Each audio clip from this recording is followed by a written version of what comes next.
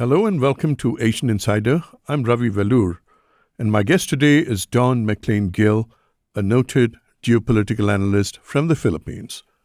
In this podcast, we discuss the so-called Donroe Doctrine, which is the term increasingly being used to describe Donald Trump's focus on his immediate neighborhood in America.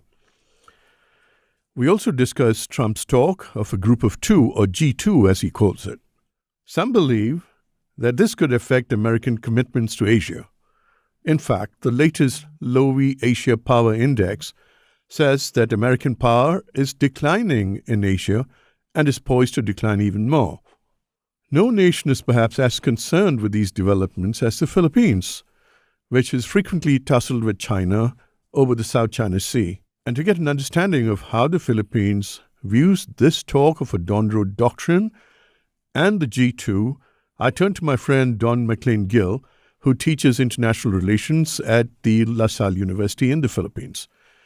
Welcome to the Asian Insider Podcast, Don. Thank you very much, Ravi. It's great to join you once again. Looking forward to our discussion. Don, let's start with talking about the Donroe Doctrine. Now, what exactly is this, and where does this term stem from?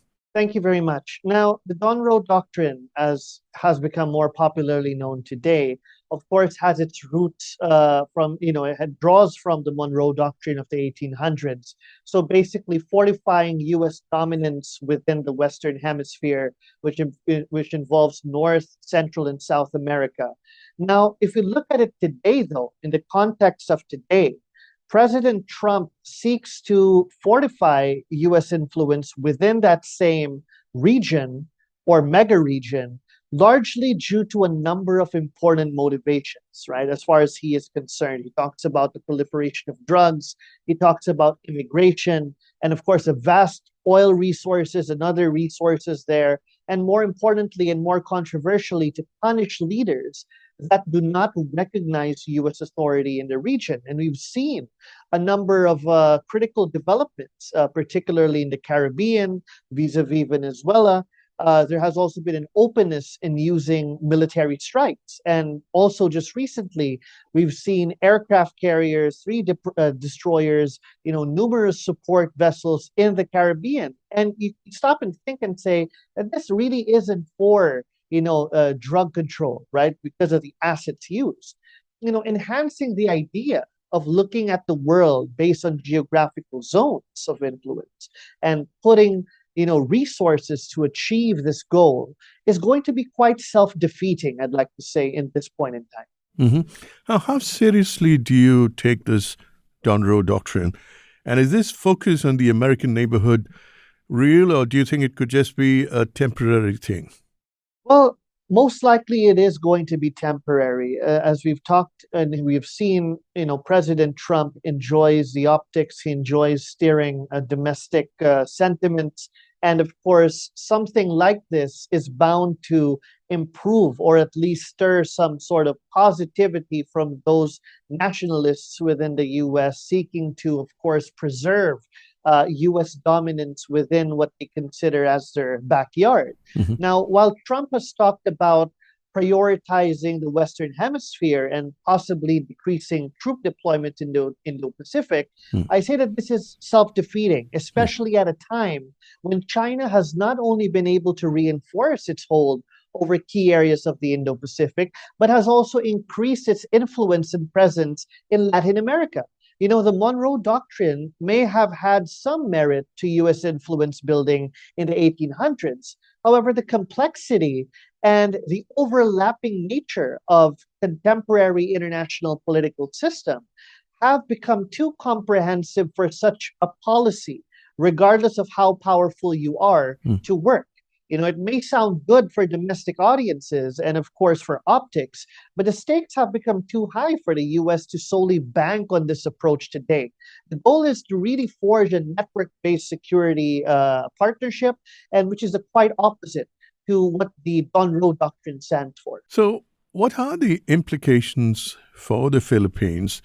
After all, you are a treaty ally of the United States. That's true. And, if you look at the Philippines case, obviously the response and the reaction to a second Trump administration has been mixed. right? So there is no way to blanket all perspectives into one. As far as the Philippine perspective goes, the Philippines, since Trump 2.0, has been trying to maximize what it can get out of the alliance, and particularly in terms of defense collaboration, which has become a pillar of the Marcos Jr. administration's security and foreign policy outlook based on the comprehensive archipelagic defense concept, Hmm. right? So to be fair, right, the Trump administration has in fact delivered in several ways, particularly on defense, which includes, building on the 2024 commitment of $500 million to modernize the Philippine military, continuous support to the Coast Guard, and of course broadening the nature of maritime security cooperation in ways that were not done in the past. We're talking about industrial base collaboration. We're talking about providing unmanned system collaborations. So all these things have actually come up under the Trump 2.0 administration, along with other non-military related aspects such as over $3 billion of aid and over $800 million on the Luzon Economic Corridor. However, if I may, an important aspect that we have to look at is, of course, the clear separation between defense and economics under the umbrella of security. So, however, despite the expectations that the Philippines had, we do not have it easy when it comes to the trade negotiations, as you could probably say.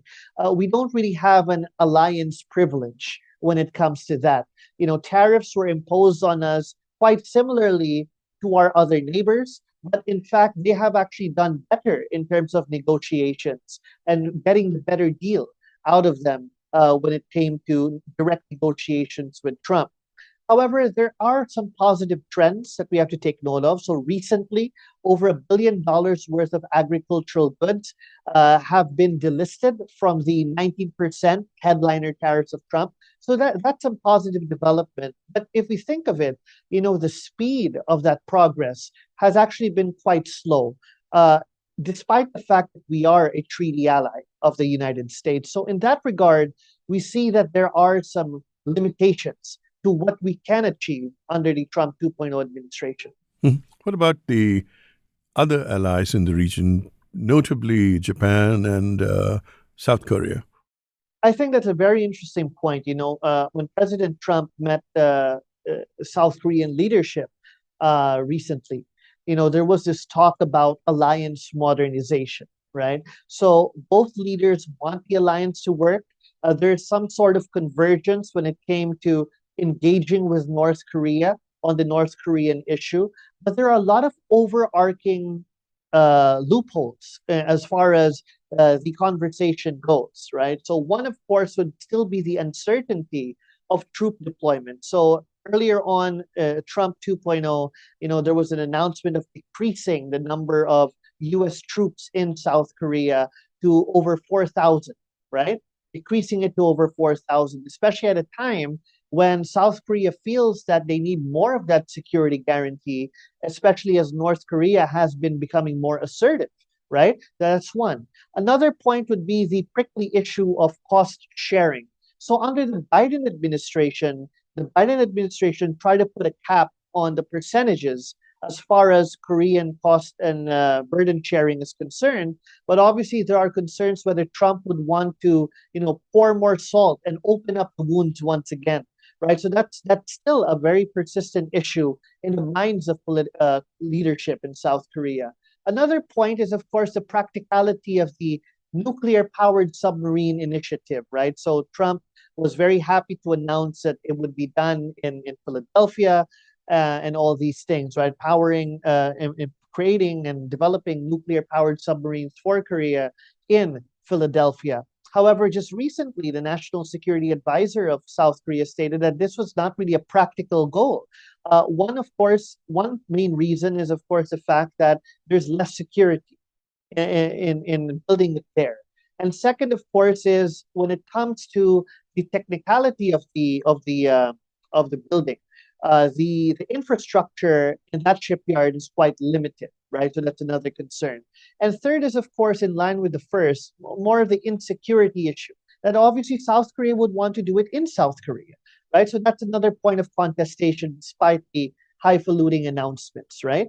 When it comes to Japan, it has been quite of a toss and turn. If you remember, under the former Ishiba government, there wasn't really much of that rapport that we see today under the new prime minister. So I believe that there were some tensions between the Ishiba government and the Trump government, especially when Trump wanted key Indo-Pacific allies to raise their defense spending to 5%, similar to the North Atlantic Treaty Organization. We saw some pushback from Japan when it came to that. But under the new prime minister, I think that there is more of an intent to sort of figure out how they can work things out in a way that would also bank on the aspect of personality, similar to how former Prime Minister Abe-san has been able to do that. So there is more of that effort from Japan. But the challenge still remains whether or not they could sustain that given the unpredictability of Trump. But of course, the new prime minister has been trying to maximize whatever she can as far as the leader-to-leader conversation goes. And we saw a positive reception when Trump visited Japan. Don, thanks for that. So as I understand it from you, the Philippines is not overly concerned about this Donroe Doctrine. What are you hearing in other allies like Australia and quasi-allies like India? You do travel to these countries, I know. What are you hearing from them? Well, initially for the Philippine perspective, we're not complacent enough with the fact that our alliance is doing well. This would eventually have to fit in based on the broader alliance network and how they function well with the United States. So going to your question, when it comes to Australia, for instance, when it comes to India, there are concerns regarding, the bringing up of these zones and spheres that would eventually limit, the maneuverability of these countries within the Indo-Pacific, and of course, giving China a freer hand in that regard. Of course, there have been talks based on the 2-hour-long conversation between Xi and Trump regarding this. But as far as the countries are concerned, so India has already been having some friction points with the U.S., especially given what it feels as the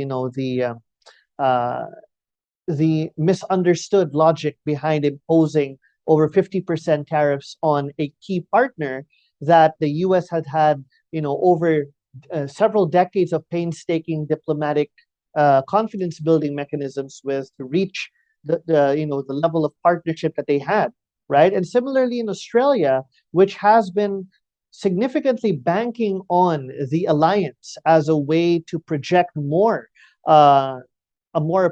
positive, a more effective defense posture in the region, that also comes as a concern, especially as the U.S. has been thinking about maintaining or pulling out or doing less at the very least. So we see these countries now trying to recalibrate how they would eventually engage in a region where the U.S. would become less and less interested. Of course, this is still an assumption, right? Whether or not this would happen. The U.S. is not Trump and Trump is not the U.S. But what could be done within a particular short time frame could eventually create bigger implications for the long term. Right. Don, could we talk about a related subject? And Trump's talk of a group of two, or G2, in his communications with China. In a way, that would fit in with the Donroe Doctrine, would you not say? Yes, absolutely. That idea of a G2, which predates to the U.S.-Soviet Union entanglement during the Cold War, is something that Trump has been mentioning quite often these days. Particularly in line with what you've mentioned as a broader scheme of things based on the Donroe Doctrine, eventually drawing out spheres and zones and keeping the U.S. in one area and, of course, China in the other area. And this is quite problematic, unfortunately, based on a number of different aspects. One is the nature of 21st century contemporary international geopolitics, where these sort of exclusive zones do not necessarily lead to peace or stability, but eventually more exploitation and miscalculation. And this also creates an incentive for China to become less wary of engaging in assertive maneuvers that would compromise the order of the existing Indo-Pacific region. So when it comes to pulling out these lines, right, there are clear concerns among the major Indo-Pacific powers like Japan and India, to an extent Australia, who have been trying to present themselves as autonomous pillars and stakeholders of the Indo-Pacific. And once you draw out this narrative, you end up making them elements to an overarching great game. And that does not really bode well for these countries, especially as they have been increasing their level of activity within this region. And more likely, such a narrative.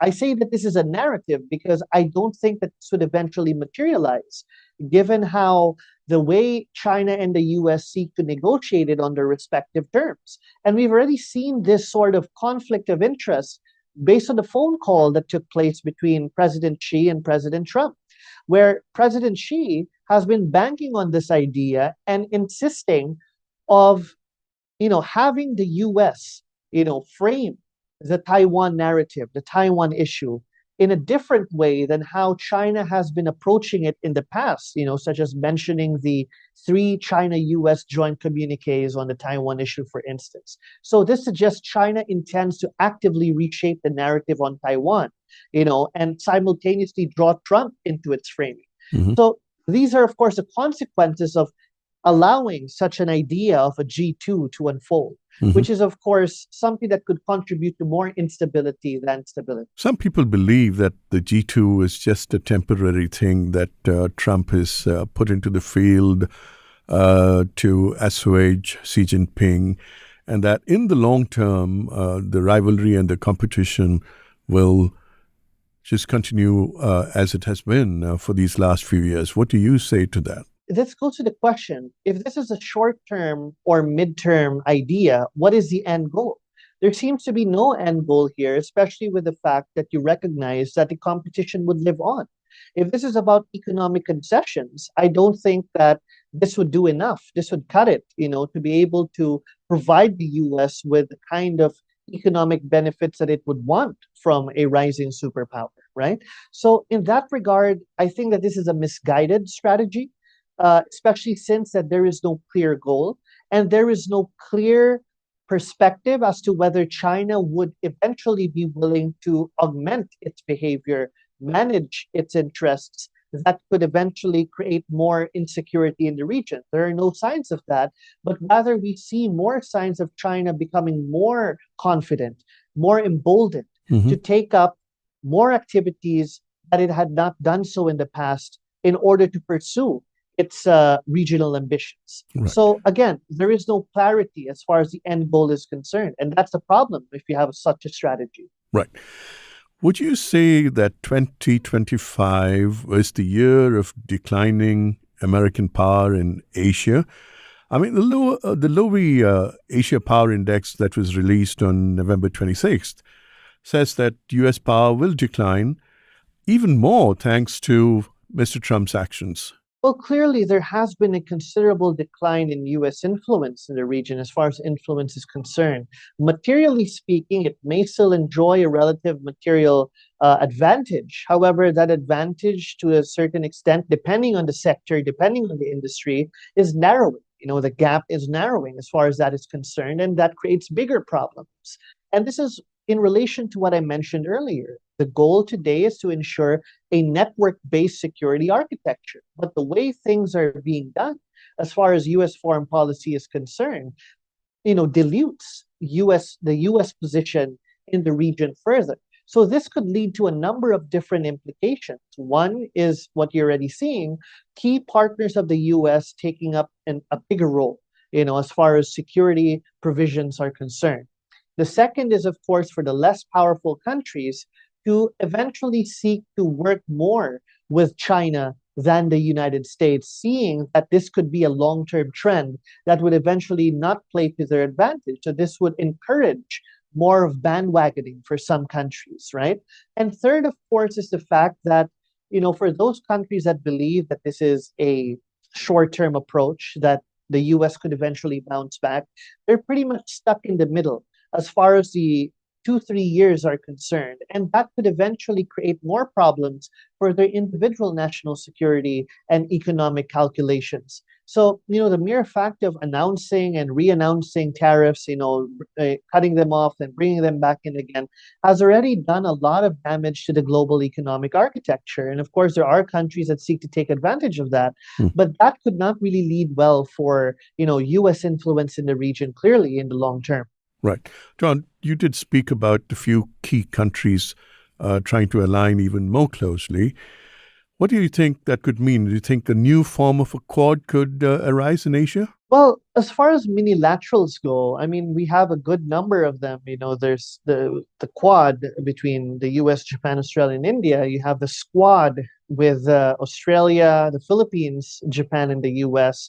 You have trilaterals, including the US, Japan, and Australia. And of course, you have trilaterals with the US, Japan, and the Philippines as well. So there is no limit to the number of mini-laterals that could be brought out of this. However, as far as mini-laterals that do not involve the US, I think that could eventually be a trend that has already been forming. You had the Japan, India, Australia trilateral and supply chain resilience. India has actually been leading the way in engaging in these sort of trilaterals, particularly in the Indian Ocean region, and more recently in the Western Pacific. But again, this would have to take a lot of political will because they might not want to signal it overtly that, okay, we're sort of jumping ship and creating our own minilaterals. But eventually what we would see is that these new minilaterals that may not necessarily involve the US directly would be sort of a buffer in case, the situation continues to degrade as far as US influence and security guarantees are concerned. But till then, I believe that all the existing minilaterals would be maximized as much as they can. Survival is definitely the main goal. So you can't just simply re-alter the calculations, create more and sort of sideline the past. This would go hand in hand. But clearly, in the minds of these countries like Japan, like India, like Australia, there are ongoing calculations as to how we could serve as and prepare a buffer in case push comes to shove in the long term based on these trends. So I think that these are already ongoing. Really? An increasing number of mini-laterals without the US involved. What a sobering thought. Don McLain Gill, thank you so much for coming in Asian Insider. Thank you very much, Ravi. And that's a wrap for Asian Insider. I'm Ravi Veloor. Don't forget to share this podcast with your friends and family. And if you'd like to read my articles, we have links in our show notes below. You can also And if you'd like to read my articles, we have links in our show notes below.